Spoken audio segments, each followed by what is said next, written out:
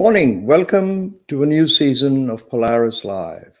This is your host, Sarwar Kashmiri, welcoming our viewers from around the world to these series of discussions on China and America in the world.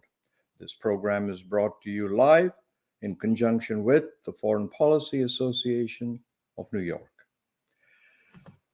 My guest today is Professor Kishore Mahbubani. He is one of Asia's most accomplished diplomats, academics, and is a renowned observer of the US-China relationship. He's a distinguished fellow at the Asia Research Institute, National University of Singapore, a prolific author with provocative, hard-hitting books, including Has China Won? The Chinese Challenge to American Primacy, and Can Asians Think?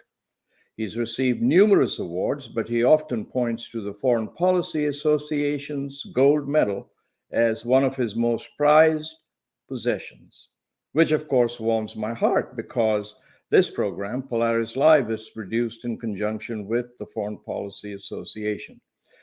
So please welcome the distinguished professor from Singapore, Kishore Mahbubani. Good morning, Dr. Mahbubani. How are you?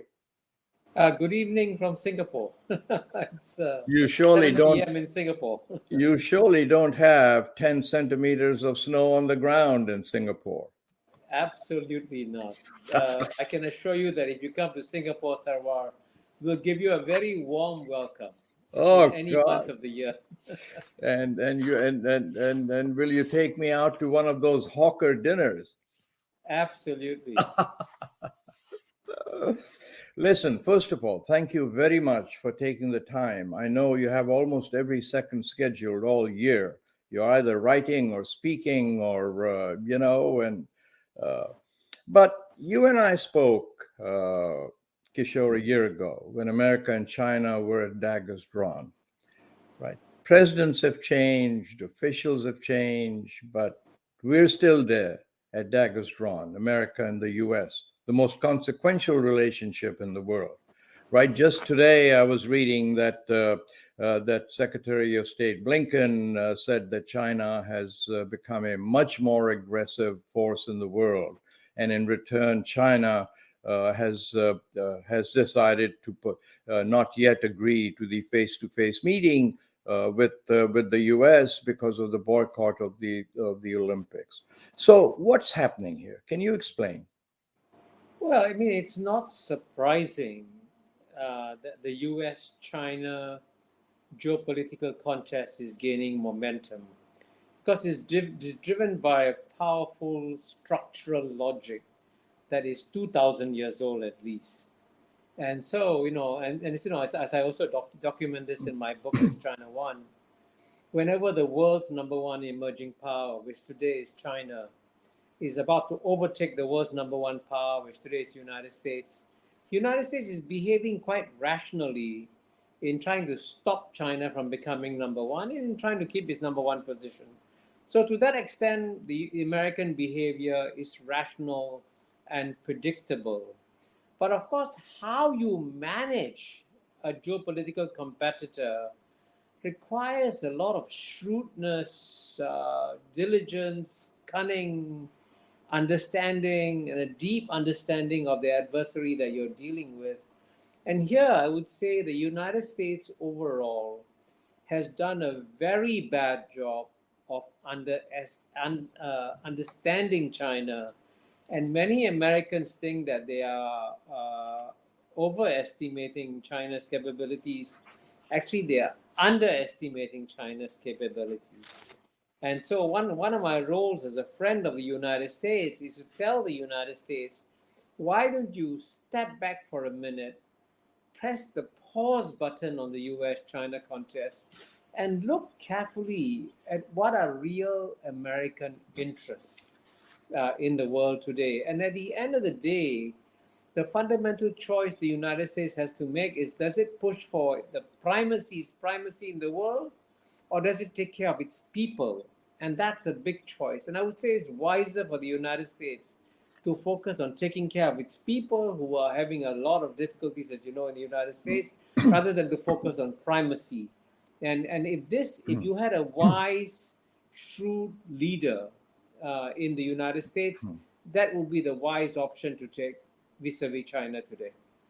Well, this is something that is constantly in the media about the state of the economy, the state of the people in the United States, and so on. Uh, but it just is quite amazing and a little bit difficult to understand why the two major powers in the world, America and China, with some of the most sophisticated electronic communications and ways of speaking to one another, just continue to be at this loggerheads. And China is, the thousands of year old civilization. So, do you not think that China ought to sit back and say, hey, we've handled this many times over the thousands of years. So we need to be more understanding about America's brashness, if I may use the word. That's not to mean that's what America is. Shouldn't China show a little more patience with what's happening? Well, I think overall, China is demonstrating quite a bit of patience in dealing with the United States of America. I think China is, at the end of the day, a very rational actor on the world scene. And if you notice very carefully, when the Biden administration came in, relations actually got worse between U.S. and China. You had a very confrontational meeting in Anchorage, Alaska, between Secretary of State Blinken together with Right. Yang Jiechi and Wang Yi. But you'll notice that 1 year later, actually things have calmed down a little bit. And I think the Biden administration is gradually beginning to realize that it has got to sit back and work out a comprehensive long-term strategy, because they have sent lots of senior envoys, including Vice President Kamala Harris, including the Secretary of Defense Lloyd Austin, including the Secretary of State Right. Tony Blinken, to East Asia. And I think what they have noticed in East Asia, especially in Southeast Asia, where Singapore is, that the ASEAN countries, and the 10 ASEAN countries matter a lot because the total population is 615 million, about double that of the United States. And these are the states closest to China. And the message that comes through very clearly from the 10 ASEAN states is that they want to have good ties with the United States. In fact, there are huge reservoirs of goodwill towards the United States and Southeast Asia. But at the same time, the 10 ASEAN countries also want to have good ties with China. And China has been the neighbor of Southeast Asia for 2,000 or 3,000 years, and will Right. be the neighbor of China, Southeast Asia, for the next 2,000 or 3,000 years. So it is so unwise and futile on the part of American policymakers to think that they can turn ASEAN against China. So this is why I think it's important for the Biden administration people to spend more time listening to what the states of this region are doing. And here, as you know, the biggest development that has happened in 2022 has been the launch of the world's largest free trade agreement, the Regional Comprehensive Economic Partnership, which involves the 10 ASEAN countries, China, Japan, South Korea, Australia, New Zealand. It took off in January this year. And that is going to bring the region closer together. And unless the United States is able to match China in proposing free trade agreements or rejoining the Trans-Pacific Partnership, the United States will find itself out of the big game in East Asia. So instead of focusing on the military dimension, the United States should focus on the economic dimension and rejoin the Trans-Pacific Partnership if it can. Well, I'm glad you brought up the RCEP because a lot of people in America were surprised when it came into force a few days ago that it created just a blip in most of the media. And it was, as you point out, beginning of the largest free trade area, and 600 million people.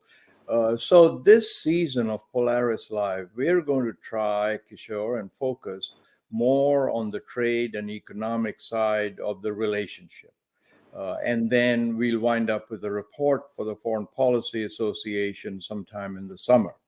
And my question to you is, do you think that if America and China focus more on trade and economics and put some of these more contentious issues like the South China Sea and so on a little bit on the back burner, that we might make more progress towards a closer relationship? Do you think that makes any sense at all?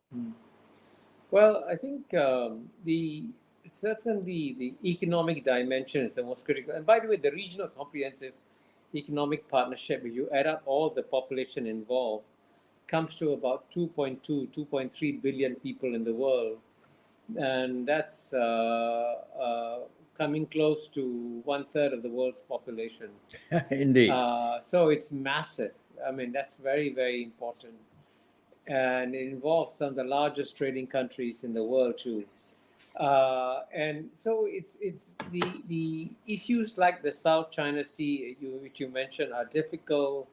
They need to be resolved. But it's what's interesting is that there are four claimant states which are competing with China in the South China Sea, namely Vietnam, Philippines, Brunei, Malaysia. And all four of them are having discussions with China on the South China Sea. And at the same time, the ASEAN countries are also trying to work out a code of conduct with China on what to do in the South China Sea. So I think the United States can play a helpful role behind the scenes, but it should not try to use the South China Sea issue as a way of creating divisions between ASEAN and China, because that would not be wise. I think the ASEAN countries are concerned about China's South China policies, but they're going to find ways and means of resolving this with China through negotiations. And indeed, the best way for the United States to preserve its influence in this region is to continue to trade and invest Right. in this region.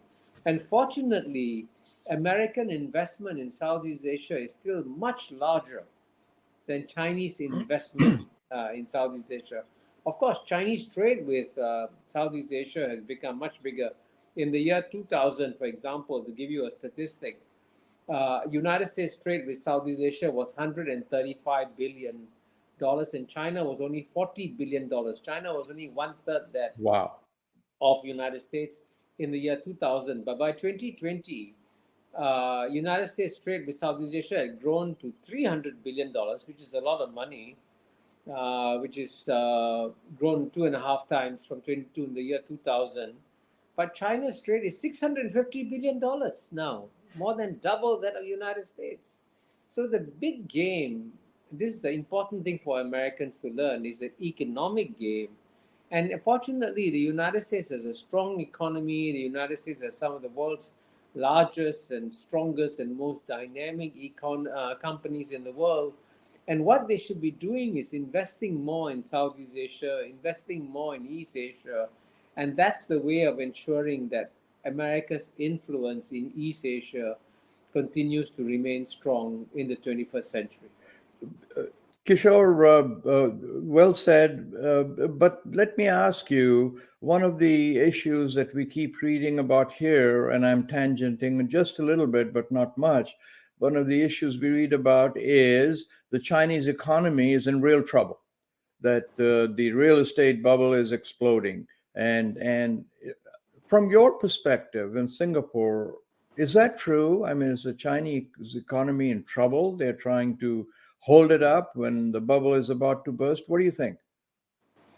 Well, I think Big question. if it is indeed true that the Chinese economy is about to implode, then the United States should just sit back and relax and not worry about the rise of China and say, okay, China is going to implode. I can just relax and not do anything. But I think what most Americans underestimate is the quality of governance in China. So it is true that the Chinese economy faces some real challenges. That's absolutely true. And as you know, one of the biggest companies, Evergrande, is in deep trouble, and may very well, disappear. But it is not surprising that China has a lot of problems. But what is remarkable is that China's capacity to handle these problems is also quite remarkable. And you notice that the Chinese didn't allow the market to either collapse or to just pump it up with lots of money. It's a very controlled regime to manage the resetting of the property market in China. And overall, the Chinese are very much focused on the long-term strengths of the Chinese economy. So, for example, when they crack down on big tech, on Alibaba, on Tencent, on Didi, you might think, oh, the whole story of China's success in the technological field is over. Actually, the Chinese, in some ways, may be doing the right thing in trying to curb the powers of big companies that could become monopolies or oligopolies, and instead create a more level playing field for new enterprises to emerge. And I've heard in a podcast, one of the world's experts on artificial intelligence, Li Kai-fu, says he's invested in 1,000 companies in China in Hmm. technology. And in the past, these companies, if they started to succeed, they'd be eaten up by the giants, by Alibaba and Tencent, in the way that Google and Facebook eats up all their competitors in the Right. United States. But here in China, now the companies can grow. It's a much more level playing field. So I would say in the areas of economic management, the Chinese will probably manage their economy better than virtually any other economy in the world.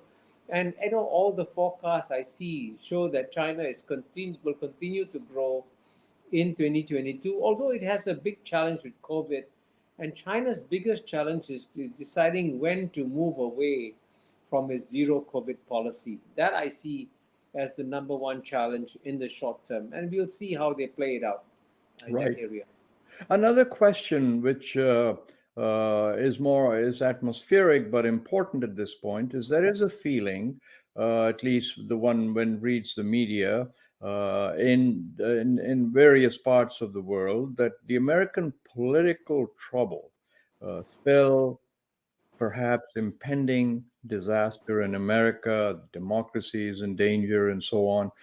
What I want to ask you is America has faced many of these challenges before. The Civil War, thousands and thousands of America died. One part of America, as you know better than most, declared war on the other. But America has a remarkable ability to pull itself back up with its bootstraps, pull itself together again. Where do you think Asia is on this? Do you think Asia believes that America is heading into real trouble as these headlines, or do you think Asia is still confident in America's ability to refurbish itself? Can you Well, answer that? I'm really very curious. I can tell you one thing. The most Asian countries want to see a strong United States and not a weak United States. Ah, They would like the United States to recover from its current problems and become once again a strong, dynamic, self-confident country. But at the same time, most Asians are also very shrewd observers of the American political scene, and I think they are beginning to realize that America's problems today are of a magnitude that have not been seen in a long time. In fact, many thoughtful American observers, I mean, distinguished American scholars, are saying that the last time that the United States was as divided as this was in the American Civil War of 1860s. So this is actually a very deeply troubled America. And America has got many structural issues to deal with. So, for example, many thoughtful observers like Paul Volcker, the Nobel laureate Joseph Stiglitz, the Martin Wolf of Financial Times, and in my book also, Has China Won? I will devote a whole chapter 7 to this, to discussing how America has become a plutocracy. And the trouble about becoming a plutocracy is that the bottom 50% in the United States haven't seen their standard of living improve over 30 years now.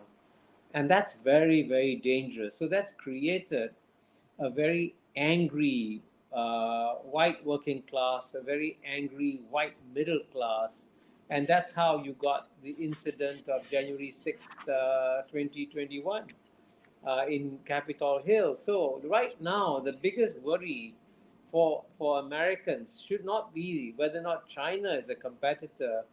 The biggest worry for most Americans is whether Donald Trump will once again become the president of the United States of America in 2024 elections.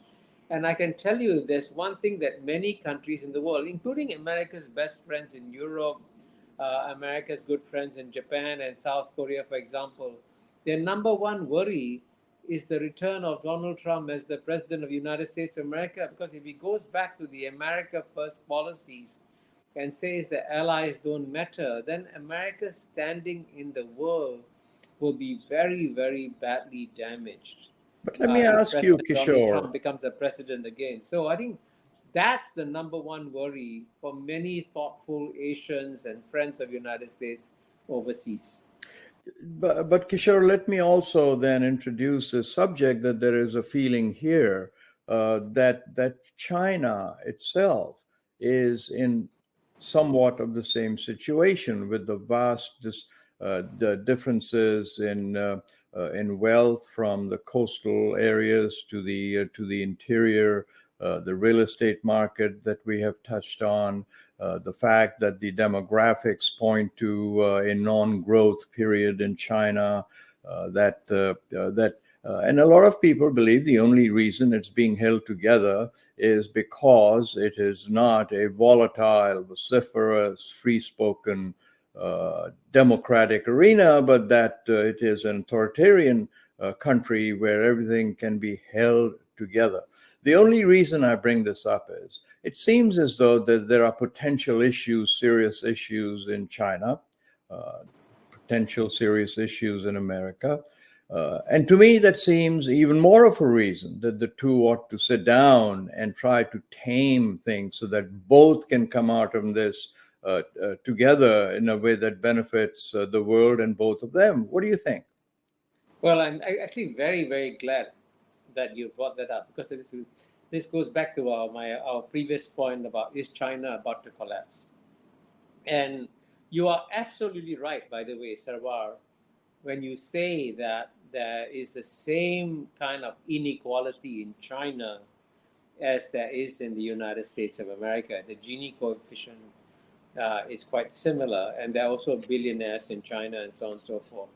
But the one big difference between China and the United States is that the bottom 50%, right, in China have seen the greatest improvement in their standard of living over the past 30 years.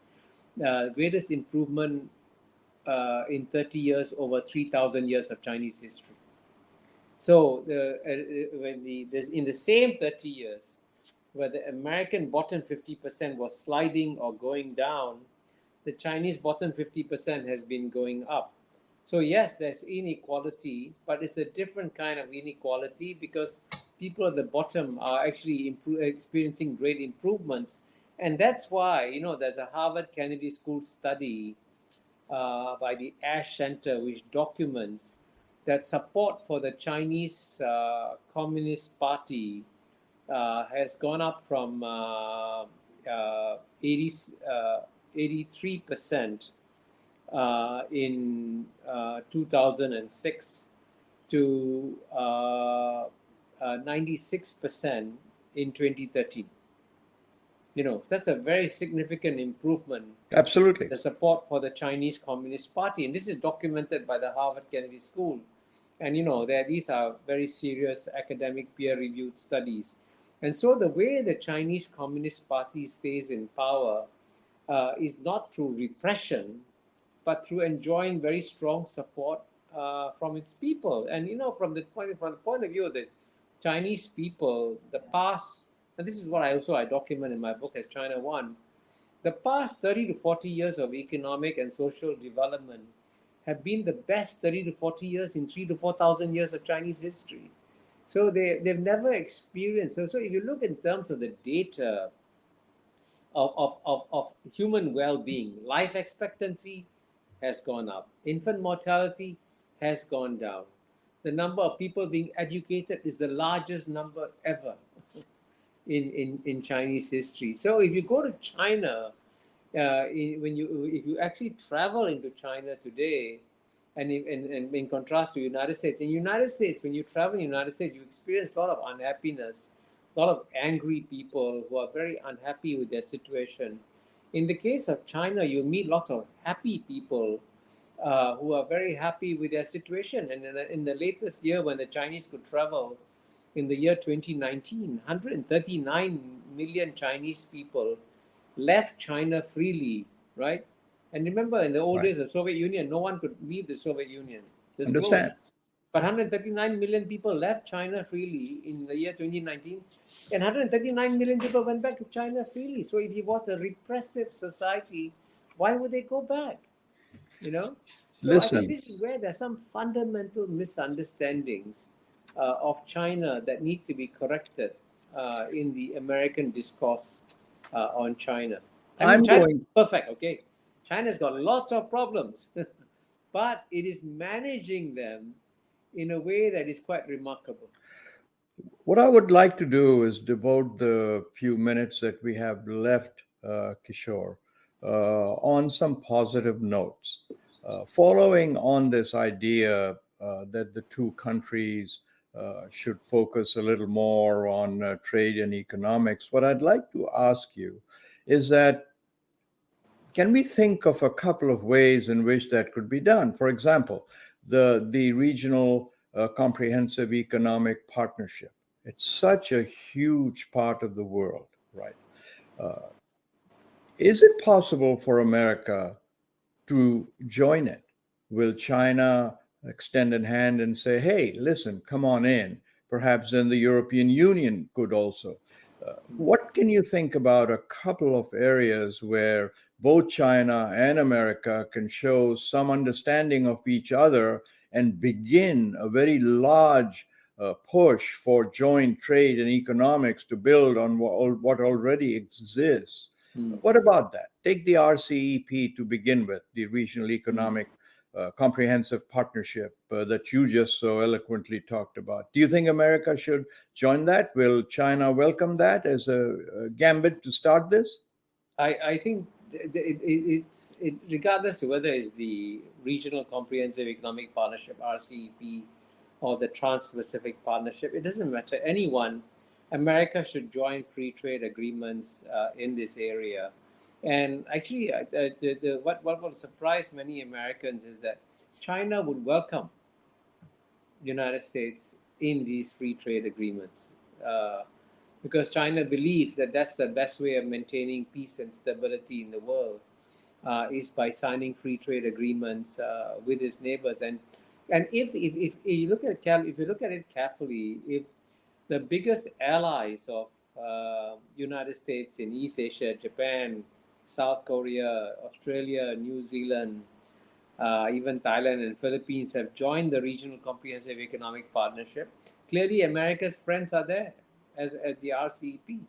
So America should come in. But the more realistic step that the United States can take, because I know the U.S. Congress is very much against joining new free trade agreements, but the more realistic step that the United States can take is to for just suspend the trade war against China and remove the tariffs that both sides have put on each other.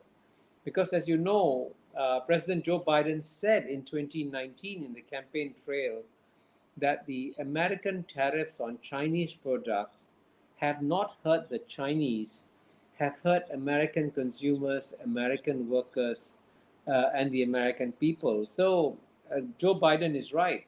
So the first thing that the United States can do is to remove all these tariffs And America's number one problem today, this year, is going to be inflation. And one of the few policy instruments that the United States can use to reduce inflation is to remove tariffs on Chinese products, make them cheaper, and then inflation will come down in the United States. And if inflation comes down So in the let United States, that might be good for United States. so let me focus now on China. You've mentioned what America can do.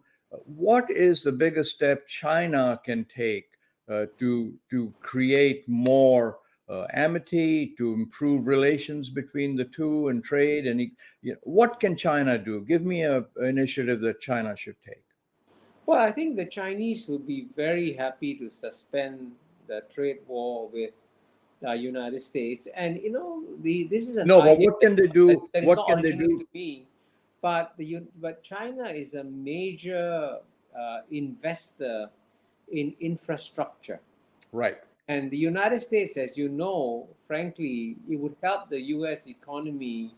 It's actually quite surprising that when you travel to China, you see first world infrastructure in the airports, you see first world infrastructure in the highways, you see first world infrastructure in the fast trains in China. But when you come to the United States, you see third world infrastructure in John F. Kennedy Airport, or even Dallas Airport. You see third world infrastructure in the highways now. And the American bridges are collapsing. This is what American No. Society of Civil Engineers says.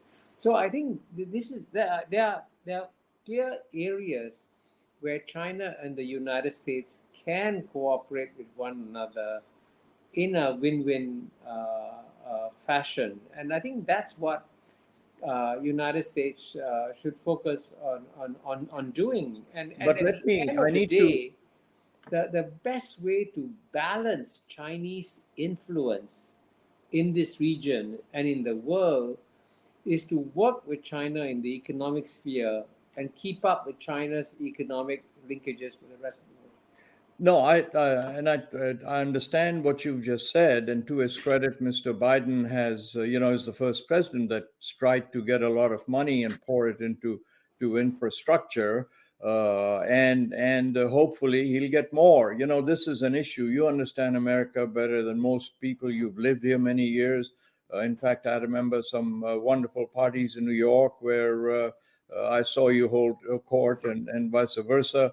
It's not so easy, right, Kishore? In America, the states are all different.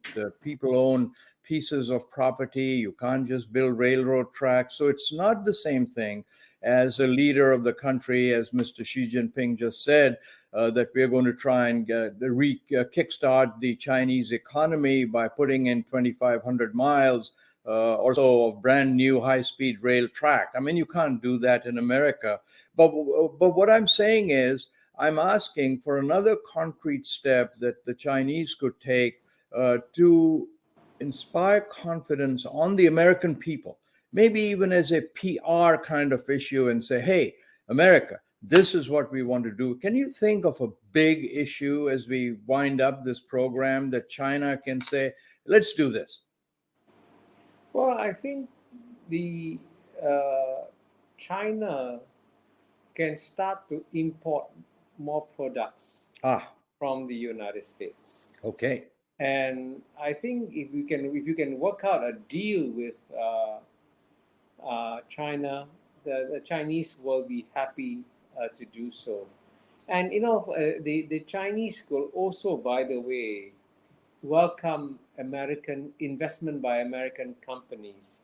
And as you know, lots of American banks and financial institutions have stepped up their presence in the Chinese capital markets because now they can get a full license and they don't have to share ownership of their companies in China. So there are new opportunities waiting in China. And the Chinese government actually wants more American companies to benefit from Chinese prosperity because that they believe is the best way of maintaining a stable relationship between United States and China. That's why you notice that trade between United States and China hasn't gone down. And if No, you look, for example, at the most valuable company that America has, which is Apple, Apple manufactures most of its products in China. indeed.